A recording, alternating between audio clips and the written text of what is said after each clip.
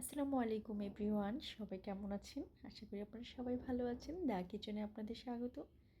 আজকে আপনাদের সাথে কিভাবে পারফেক্ট মোরব্বা তৈরি করা যায় তারই একটি ভিডিও শেয়ার করছি। আশা করি ভিডিওটি দেখে উপকৃত হবেন এবং একটি টিপস থাকবে যেটা ফলো করে আপনারা সুন্দরভাবে মোরব্বা তৈরি করতে পারেন কোনো ঝামেলা ছাড়াই। তাহলে ভিডিওটা সম্পূর্ণ দেখতে থাকুন। এখানে প্রায় 1.5 কেজি পরিমাণ কাঁচা আম শক্ত বড়াসহ নিয়ে নিয়েছি। এখন 2 চা চামচ লবণ দিয়ে এটাকে 1 ঘন্টার জন্য ভিজিয়ে রাখবো।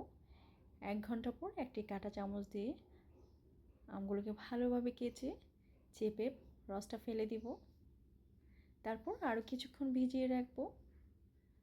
আমগুলোকে 5-6 বার ধুয়ে নিয়েছি। যতবার ধুবেন ততবারই আমের টক ভাবটা চলে যাবে। তারপর একটি শুকনো ন্যাকড়া দিয়ে আমগুলিকে ভালোভাবে চেপে চেপে মুছে নিব।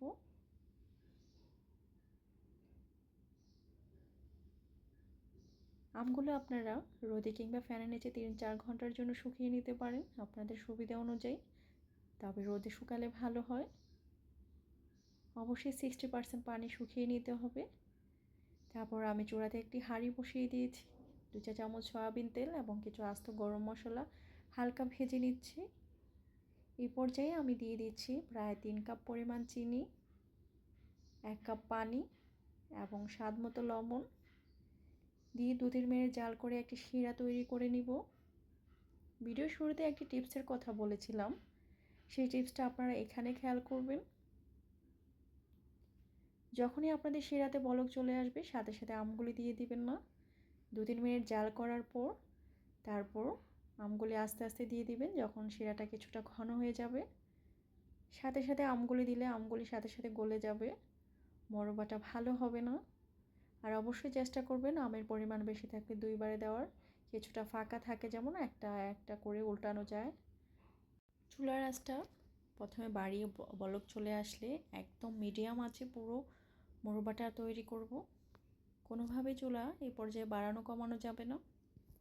শুরু থেকে শেষ পর্যন্ত মিডিয়াম আঁচে রেখে মোরব্বাটা তৈরি করতে হবে এবং কিছুক্ষণ পর পর উল্টিয়ে পাল্টিয়ে দিব। এই কাজটা কিছুক্ষণ পর পর করতে হবে, এতে করে শিরাটা মোরব্বাতে পারফেক্টভাবে ঢুকবে। এইভাবে করে আপনারা মোরব্বা তৈরি করে ফ্রিজ ছাড়া বাহিরেই 1 বছরের বেশি সংরক্ষণ করতে পারবেন। অবশ্যই একটি কাচের ঝাড়ে রাখবেন, এতে করে টেস্ট এবং ঘ্রাণ দুইটাই ভালো থাকবে। আমি এটাকে প্রথম দিন 80% রান্না করব, দ্বিতীয় দিন এটাকে আবার আরেকটু শিরাতে দিয়ে জাল করে নিব।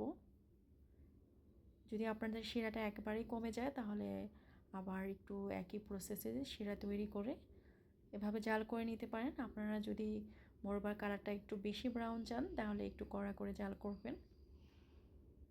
এই তো তৈরি হয়ে গেল মজাদার কাঁচা আমের পারফেক্ট মোরব্বা। আশা করি রেসিপিটি আপনাদের ভালো লেগেছে। সবাই ভালো থাকবেন।